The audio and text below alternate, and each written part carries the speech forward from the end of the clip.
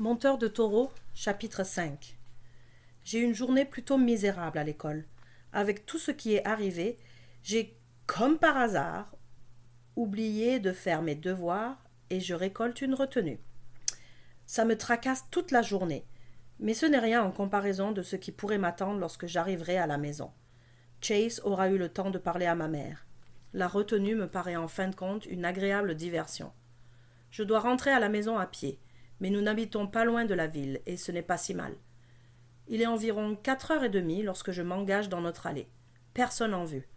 Ouf, je craignais que ma mère ne m'attende à la porte, prête à me tomber dessus. J'entre dans la maison. Aucun signe de maman. Terreur mange du beurre d'arachide à la cuillère, tout en regardant un soap à la télé. Je jette mes livres sur la table. « Où est maman ?» Terreur m'ignore jusqu'à ce que le couple à l'écran ait fini de s'embrasser. Puis elle pose le beurre d'arachide et se tourne vers moi. « Sortie, dit-elle. »« Je sais qu'elle est sortie. Où est-elle allée ?» Terreur hausse les épaules. « Partie voir aux vaches, je pense. »« Pourquoi veux-tu savoir ?» demande-t-elle d'un ton innocent. « Tu sais pourquoi je veux savoir, dis-je impatiemment. Alors, est-ce qu'elle le sait ?» Autre haussement d'épaule. Elle n'a rien dit. Le soap est fini. Terreur éteint la télé. « Ah ouais, tu as eu un appel, dit-elle d'un ton détaché. Vraiment? Qui c'était? Jana? Non. Eh bien, qui alors? Dis-je en élevant la voix. Je pourrais lui tordre le cou lorsqu'elle fait des mystères. Chase Kincaid, dit-elle avec un petit regard en biais. Mon estomac se noue instantanément. Chase? A-t-il parlé à maman? Terreur secoue la tête.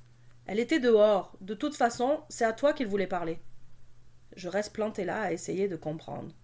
Je me demande si c'est une bonne ou une mauvaise nouvelle. Avant que j'aie pu décider, Terreur continue. Il t'a laissé un message. Ouais? Qu'est-ce qu'il a dit? Il a dit de te présenter à la reine ce soir à 7h. Avec ma mère? Dis-je avec appréhension. Terreur secoue la tête. Non. Il a demandé à quelle heure maman part pour travailler. J'ai répondu 6h. C'est ensuite qu'il a dit 7h. Je la dévisage pendant quelques instants. Je me demande si elle a tout inventé. C'est tout de même étrange. Eh bien, qu'est-ce qu'il a dit d'autre? Terreur prend une pomme et croque bruyamment dedans. Rien, dit-elle. Sauf que je peux venir si je veux. Alors, tu vas y aller? Je pense que je n'ai pas le choix, dis-je. Je ne vois pas clair dans le jeu de Chase, mais je sens qu'il tient tous les atouts. Lorsque maman arrive, elle agit tout à fait normalement, et j'essaie d'en faire autant. Il est évident que Chase ne lui a pas parlé. Je n'ai pas hâte de me trouver face à lui, mais le suspense me tue. Lorsque maman part enfin travailler, je me mets à faire les 100 pas. À 6h45, je suis dans le camion. Terreur aussi. Je ne tiens pas vraiment à ce qu'elle vienne, mais ma situation ne me permet pas de la contrarier. Ce que je remarque d'abord en arrivant chez les Kelvin, c'est que les 2 véhicules sont partis. Le père et la mère de Jana doivent être sortis. Jana vient nous accueillir. « Allô, Jana, dis-je nerveusement. Qu'est-ce qui se passe? Aucune idée. Grand-papa a simplement mentionné qu'il se pourrait que tu viennes. Il n'a rien dit d'autre. Je n'ai pas l'occasion de poser d'autres questions, car Chase se dirige vers nous. Je remarque qu'il boite un peu, comme la plupart des monteurs de taureaux. Je sors du camion pour l'attendre. « Comment ça va aujourd'hui ?» demande-t-il enfin. M'a-t-il fait venir ici pour me demander de mes nouvelles? À quoi joue-t-il? Puis j'y pense. La dernière fois que Chase m'a vu, Rino venait de nettoyer le plancher de l'arène en m'utilisant comme chiffon. Je n'étais pas très en forme. « Je vais bien, dis-je d'un ton penaud. Chase hoche la tête. « Bien, dit-il. Où est ta sangle ?» Je le dévisage. « Dans le camion. » Je la garde toujours derrière le siège pour que maman ne la trouve pas. Mais pourquoi Chase s'y intéresse-t-il? A-t-il l'intention de me l'enlever pour que je ne monte plus en cachette? « Va la chercher, me dit Chase. Il se tourne vers Jana. « Va sceller un cheval. »« Et un autre pour notre torero, dit-il en se tournant vers Terreur. « D'accord, dit Jana, le dévisageant d'un regard incrédule. L'expression de Terreur me donne envie de rire. Elle n'a pas l'habitude d'accepter des ordres. Mais cette fois-ci, elle obéit. Chase Kincaid est le type d'homme que l'on ne veut pas contrarier. Malheureusement pour moi, je m'en suis rendu compte un peu tard. « Voilà, dis-je en lui tendant ma sangle. Chase ne réagit pas. Il se contente de me regarder avec mépris. « Pourquoi est-ce que tu me la donnes? Penses-tu que j'ai l'intention de monter un taureau à mon âge? Je le dévisage. Non, mais vous avez dit... J'ai dit d'aller la chercher. Maintenant, tu l'as. Sans un mot, il se dirige en boitant vers la reine. Je reste planté là jusqu'à ce qu'il se retourne et me jette un regard impatient. Alors, dit-il, tu viens ou pas? Bonne question. Je pourrais peut-être y répondre si je savais où nous allons et pourquoi. Chase me prend au dépourvu depuis que je suis arrivé. J'en ai assez d'être tiré d'un côté et de l'autre comme un veau pris au lasso, mais je décide de le suivre quand même. Au moment où je le rejoins, Jana et Terreur arrivent à cheval. « Et maintenant, grand-papa » demande Jana. « Fais entrer 2 jeunes taureaux » ordonne Chase. Jana le regarde bouche bée. « Es-tu sourde » demande Chase. Tout d'un coup, Jana sourit.